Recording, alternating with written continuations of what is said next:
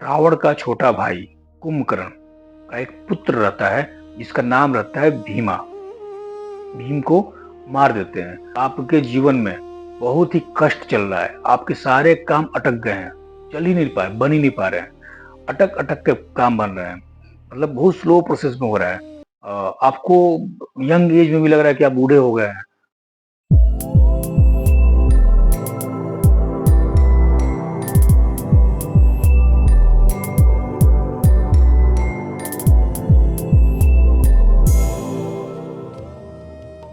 द्वादश ज्योतिर्लिंग की कथा चल रही है और इस सीरीज में आज हम सुनाएंगे आपको भीमा शंकर ज्योतिर्लिंग की कथा। भीमेश्वर भी बोलते हैं और भीमा शंकर भी बोलते हैं। भीमा शंकर ज्योतिर्लिंग जाने से, उनके दर्शन करने से और उनकी कथा को सुनने से कौन सा ग्रह शांत होता है और कौन सी राशि वाले को इससे बहुत ही ज्यादा फायदा मिलता है, बहुत ही उत्तम लाभ मिलता है।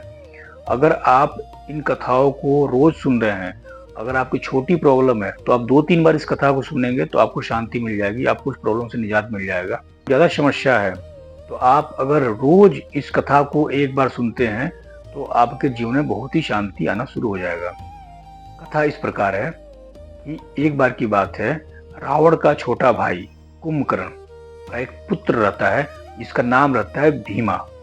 जिस समय कुंभकर्ण की मृत्यु होती है उस टाइम पे वो बहुत ही छोटा बच्चा रहता है। जब वो बड़ा होता है तो उसको पता चलता है कि उसके पिता कुंभकर्ण की मृत्यु जो है श्री रामचंद्र के हाथों से हुई है। तो वो बहुत ही गुस्सा होता है, क्रोधित होता है और श्री ब्रह्मा जी की तपस्या करना शुरू कर देता है उनसे वरदान पाने के लिए।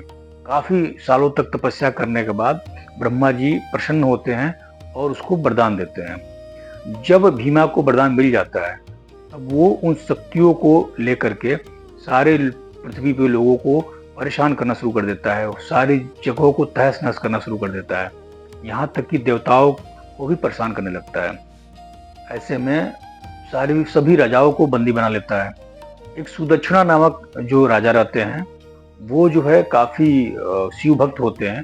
तो जब उनको बंदी बना कर रखता है जेल के अंदर तो वो वहाँ पे छोटी छोटी भगवान के शिवलिंग बनाता है और डेली बना करके पूजा करते हैं।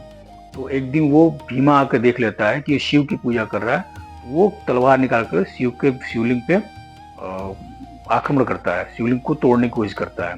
तो ऐसे की स्थिति में शिव जी स्वयं प्रकट हो जाते हैं और उसके बाद उससे युद्ध करते हैं और उसको भस्म कर देते हैं, भीम को मार देते हैं। भीम के मरने के बाद भगवान सुदक्षिणा जो राजा रहते हैं उनसे वर मांगने को बोलते हैं, क्योंकि उनकी भक्ति से शिव जी बहुत प्रसन्न होते हैं। तो बोलते हैं कि आप कोई वर मांगिए। तो जो राजा रहते हैं, राजा बोलते हैं कि हमें बस इतना वर दे दीजिए कि इस जगह पे, इस एरिया में काफ़ी ही प्रॉब्लम्स चली हैं, लोग काफ़ी हताहत हैं, बहुत परेशान हुए हैं। तो आप जो है यहीं पे वास कीजिए और यहाँ पे वास करके लोगों का कल्याण कीजिए, ताकि जो आपका दर्शन करे उसका कल्याण हो। ऐसा फिर शिव जी उनको तथास्तु बोलते हैं और वहीं पे शिवलिंग रूप में प्रकट हो जाते हैं। अब प्रकट होने के बाद फिर वहाँ पे मंदिर वगैरह बनता है।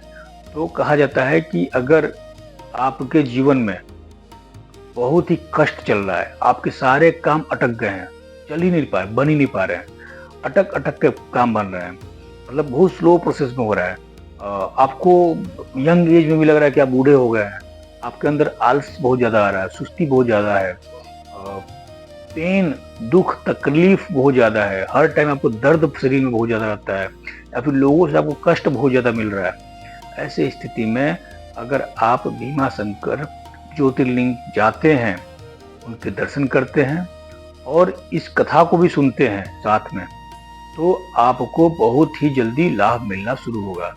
अगर आपके कुंडली के शनि ग्रह आपको परेशान कर रहे हैं, शनि ग्रह से आप पीड़ित हैं, तो भी आपको बहुत ही लाभ मिलेगा इस कथा को सुनने के बाद। अगर आपको ज्यादा समस्या है, इस कथा को रोज सुनेंगे आप तो देखेंगे धीरे धीरे आपके लाइफ के, आपके जीवन का समस्या धीरे धीरे सॉल्व होना शुरू हो जाएगा। मकर राशि वाले या फिर जो पीड़ित हैं शनि से, शनि देव से, वो अगर वहां जाएं तो उनके जीवन में बहुत ही शांति मिलती है। कमेंट बॉक्स में बताएं कौन से ज्योतिर्लिंग की कथा सुनना चाहते हैं, और इस कथा को सुनने के बाद अंत में सब लोग ओम नमः शिवाय जरूर कमेंट में लिखा करें और लोगों को भी बताएं जिससे कि उन लोगों को भी ये कथा सुनने को मौका मिले।